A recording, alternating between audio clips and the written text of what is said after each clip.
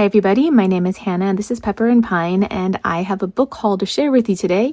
These books are from a local thrift store, and while all of them are used books, this first one was new. So this thrift store does have some new books, but primarily they sell used books.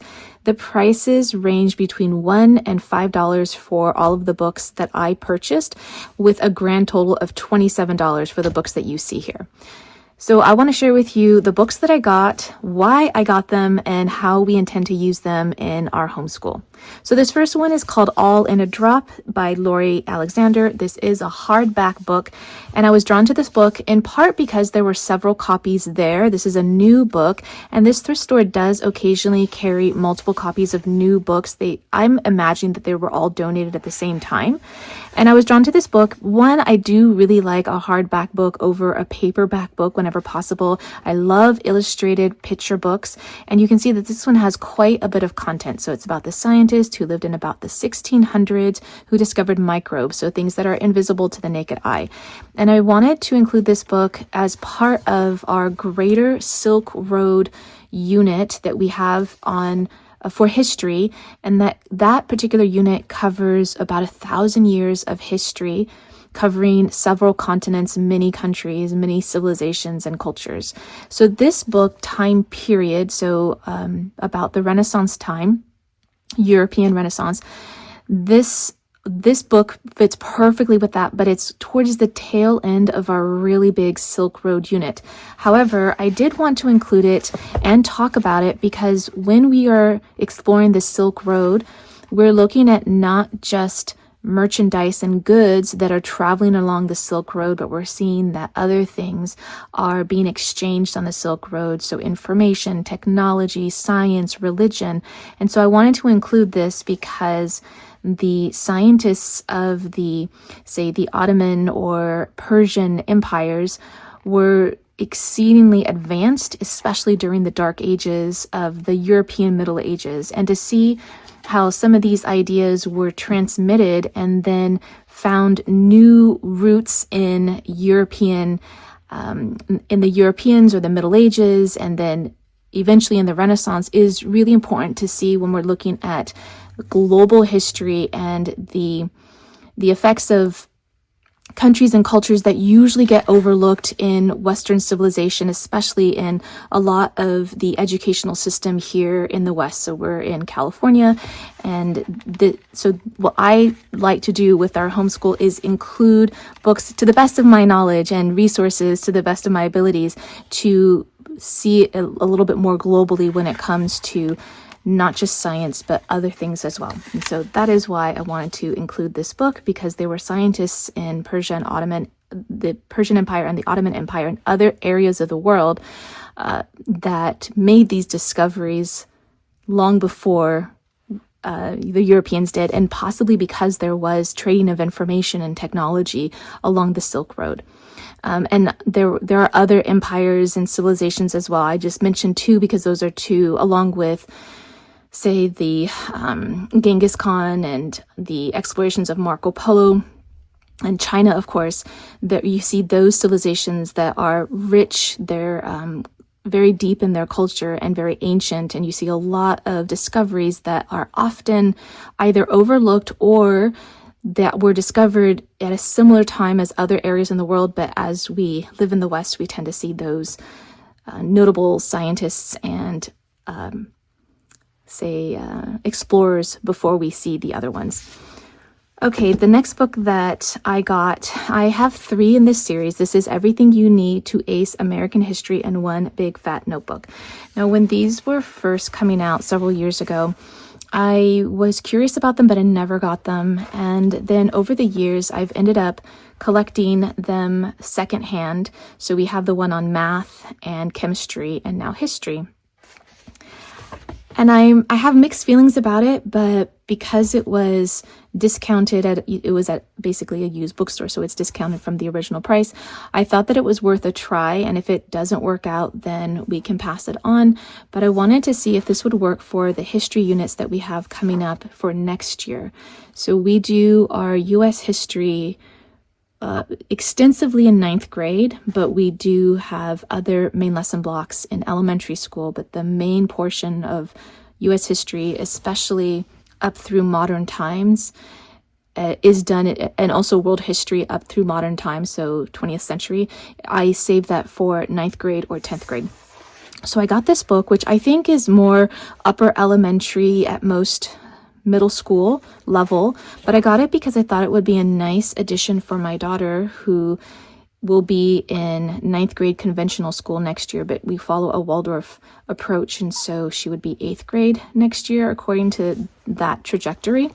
But I thought this would be a nice book for her to read on her own as either part of her daily work or opening activities, to match what we would be doing in our main lesson, because I think that it's an easy book to follow along with. I find that the whole format lends itself really well to a middle school student.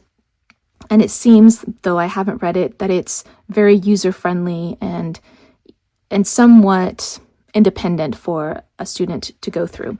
Now, I don't have anything planned as far as work related to this book. A lot of times, if I am assigning literature or books for my students, then I would require that they do write at least a paragraph of a summary on a daily basis for the content that they've read. And for this book, I'm not sure if that's the approach that I want to take, since we will have other books that I do require written work and writing questions and answering questions based on those other books. I'm not sure that I want to do that for this book. Now, because we do have so many resources for our US history, this might end up not getting used. We have to see how it's going to work within our schedule, and how, the reading content is, if it's enjoyable, if it's something that we can maintain. So I can't say for sure that it's going to get used, but my intention is for it to be used as an independent resource for my daughter. There were several of these books by Janice Pratt Van Cleve. This is Biology for Every Kid.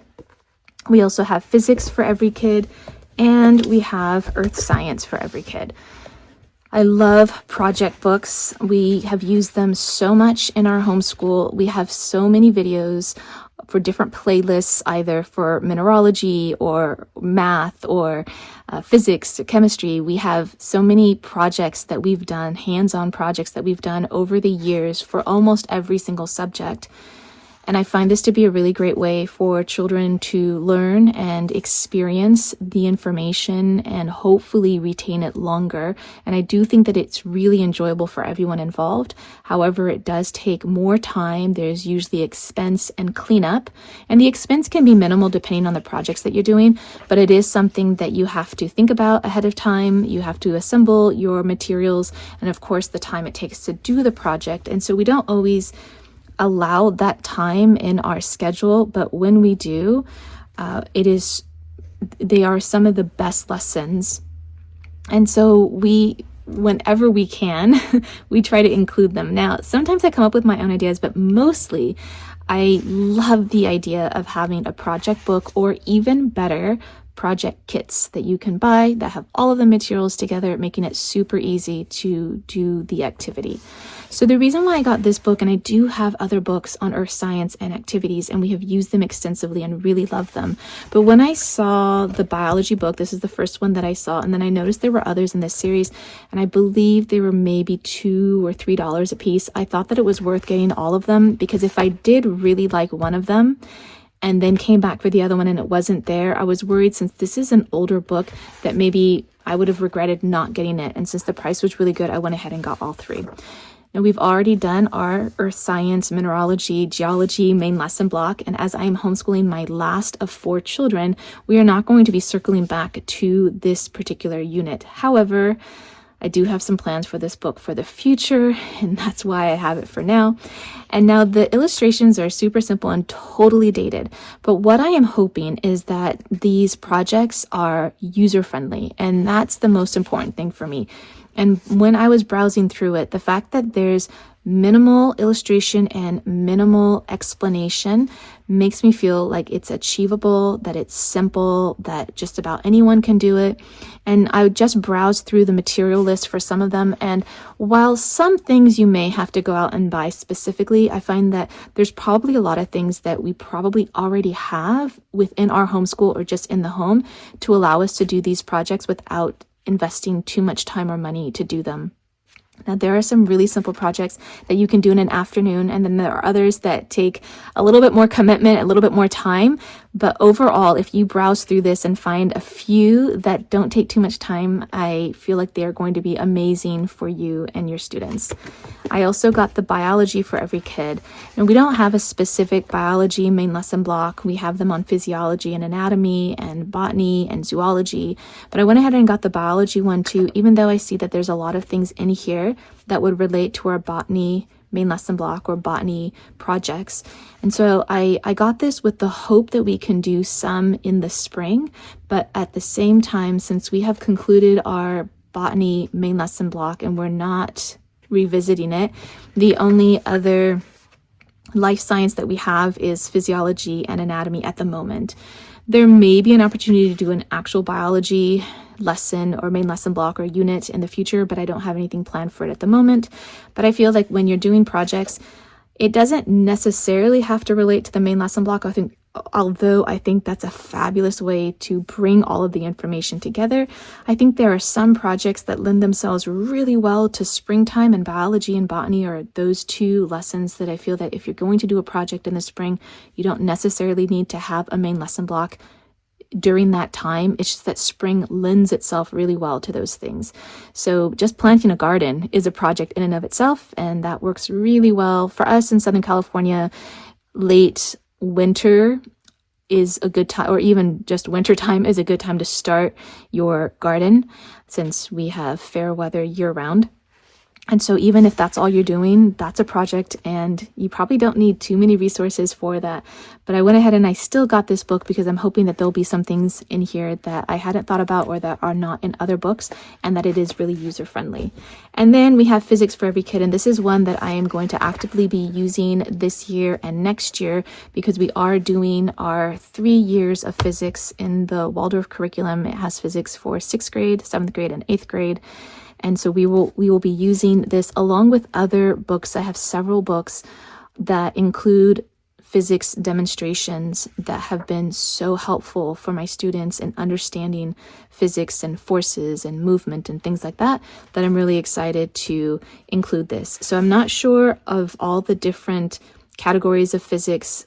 We do have other books that focus on demonstrations in optics and heat and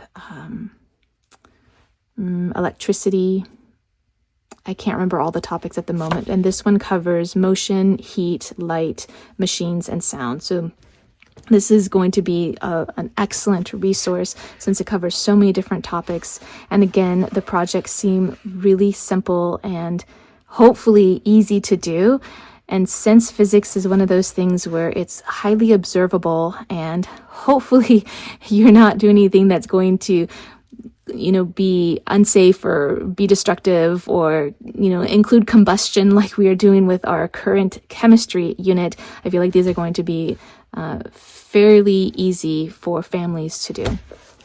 The next book I got would also be great for a mineralogy or geology unit. This is called Prehistoric Worlds, and this was the most expensive book in this haul that I got at $5, but I found it to be such an engaging book because it has these sheets of acetate paper, I think that's what they are, acetate paper, that are so interactive for this book because you can see what is current, and then you can see what's underneath or what was, or vice versa. And so they have these acetate sheets throughout the book quite frequently. And I love that kind of interaction. So this is what was, and this is what is, and you can just see what was before in these prehistoric worlds. So the geology of the past, or geology today is really a look at the past, or mineralogy. And then there are also these other little flaps throughout, which are really great and interactive. I only find, and this little booklet on the side here that's within the page, and then again, more acetate sheets, and then more flaps here and there. So I have a thing with flaps in books only because I find that the flaps that you'll find in books are generally in books that are intended for really young children. And those are the children who would not maybe be as careful with the flaps, and they tend to get torn or broken. And so this book is written, in my opinion, more for elementary, upper elementary, middle school, even lower high school, and of course for adults. And so the flaps are not so juvenile. They seem like interesting and interactive, and so I don't find them to be maybe as patronizing as a book that has really simple content written in a simple way, but really is a subject area that's for older students. I find this to be a really great combination of something that's interactive, but still written at a grade level that this content is suitable for, and still provides some fun interactive qualities in the book. So I really love this book. We haven't read it or used it, and sadly we are done with our geology, mineralogy, and earth science main lesson blocks, and we are not revisiting them again. But I have some ideas for this book, and that's why I got it. And plus, it's one of my favorite subject areas, so I'll certainly be enjoying going through this book as I create other projects with some of these resources. The next book I have is You and Your Body. This is Ears by Douglas Mathers. Now, this is a dated book for sure, and this was only $1, but originally it was only $4. And let me see if I can find a date of publication for you. This one was published in 1992. So I have mixed feelings about books that are this old when it comes to the sciences, or even other topic areas, to be honest. But when we're looking at the sciences especially, there are so many discoveries that are made that sometimes a book like this might be dated in its content. So that's something that you really have to examine when you are using books that are, as little as 5 years or more old, just in case there are newer discoveries or more information that's more relevant and current. However, I did get this because we are doing both an anatomy unit and a physics unit coming up, and this deals with both of those subject areas. And we have already read this book. I found it to be well written and engaging with an appropriate amount of illustrations. It is dated in its illustrations, but I actually like hand-drawn illustrations versus some of the newer animated illustrations. And some of them I do like, but for the most part, I do really like some of these hand-drawn illustrations. As far as the content, I, for myself, didn't notice anything that was questionable as far as its accuracy and currency, but there could be things. And so if you are out to get something for a unit that's going to be your primary resource for a main lesson block that you're doing, I would recommend that you either double check your information or get a more current resource. But I'm really glad to have found this book because we do have some anatomy books. However, I didn't have anything that was specifically about one very specific aspect of anatomy, and this one just covers ears, and so I was really happy to get it. And if I had found other ones with the other senses, then I would have definitely included that as well. Okay, so for these next 4 books, only one of them was from the thrift store, but I brought the other ones to share with you because they are in a series that I really like. So let's see. This is the one that I just bought from the thrift store, but it turns out I already had it. Now, I was thinking that I did have it, but I didn't want to miss taking this book in case I was incorrect and I didn't have it. And the reason why I was apprehensive about it is that while we do have a lot of history resources, we don't have very many for the Renaissance time period, and I am looking to build that unit up a little bit more. So I went ahead and got this, even though when we do that time period, I'm doing it with middle school and young high school aged students, and this book is more elementary, young elementary. However, I really love the books in this series. Now, the illustrations for this book are different than the illustrations in the next two books that I'll show you, but the content is similar, even though this book I think is not quite as dense as the other two books. What I love about this series is that the books talk about a particular time period, but relate it to the child or the student in a way that I feel is brilliant.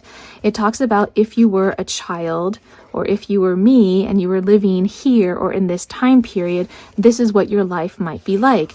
And so for this book, it says if you were me and lived in the Renaissance. However, in the other books, I want to see if it actually says child because So if you were me and you lived in the Middle Ages, and then it tells you about the book and about the time period, but it's written from the point of view of a child. So if you were a child in the Renaissance, this is what you might do. This is what you might wear. This is what you might eat. This is what was going on, or this is what your parents might be doing.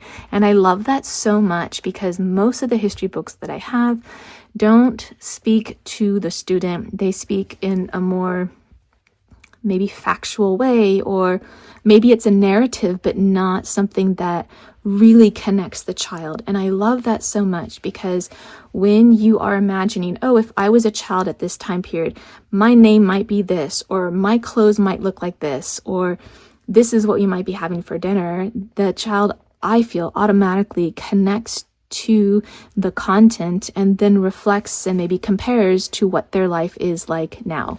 So I wanted to share with you the other two books that I had. Well, actually, I really had all three of these, even though one of them now, we have got two, was a recent purchase. But I wanted to share with you, they're all by Carol P. Roman, although I believe the illustrations are, they are by different illustrators for this one, which I do like the illustrations a little bit more in this one.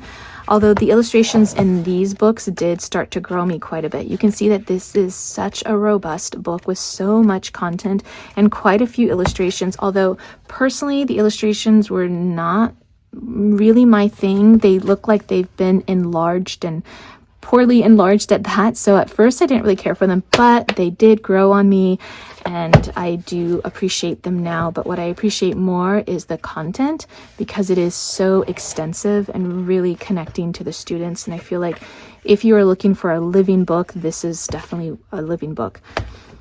If you were me and lived in Viking Europe, this one is hardback versus the other ones that are paperback. I do prefer a hardback book whenever possible, but sometimes it just isn't possible.